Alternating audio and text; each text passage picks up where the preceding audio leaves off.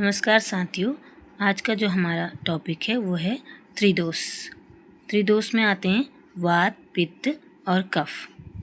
सबसे पहले जानते हैं कि त्रिदोष क्या है।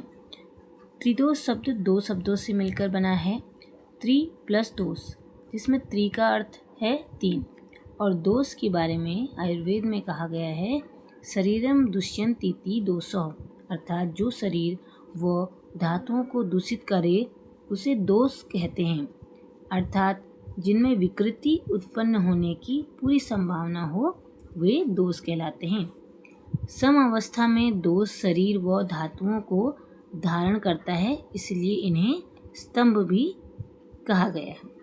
अब दोषों के प्रकार, दोष भी 2 प्रकार के होते हैं।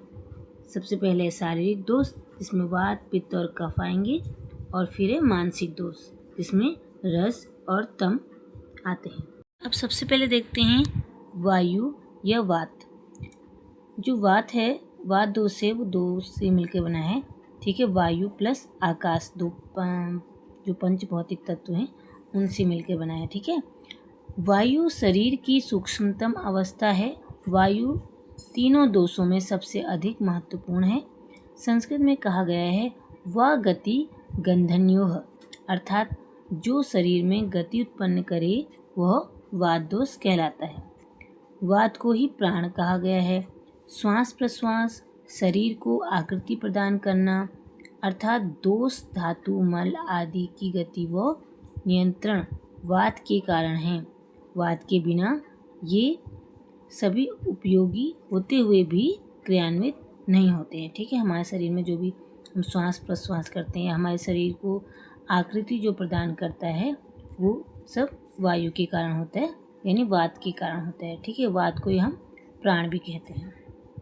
और ये 2 पंचभौतिक तत्वों से मिलकर बना है, वायु प्लस आकाश। फिर है सेकंड पित्त दोष। इसमें लिखा है तप संतापे, इसका अर्थ है उष्ण करना, मतलब गर्मी देना।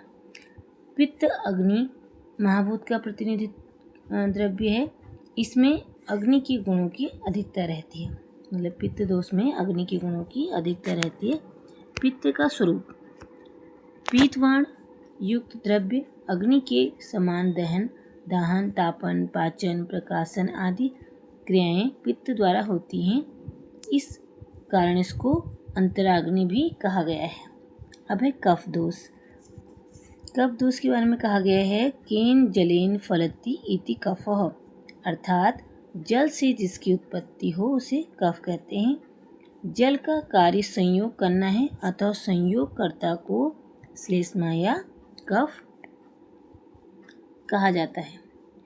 अब दोषों की पंचभौतिकता, दोषों के सामान्य स्थान, ठीक है। अब दोषों के जो अलग अलग वात, पित्त, कफ दोष हैं उनके कुछ सामान्य स्थान भी है, जैसे आकाश वायु, यानी कि वात दोष, इसका स्थान है नाभि से नीचे, अर्थात कटी प्रदेश से पैरों तक वायु होती है, ठीक है।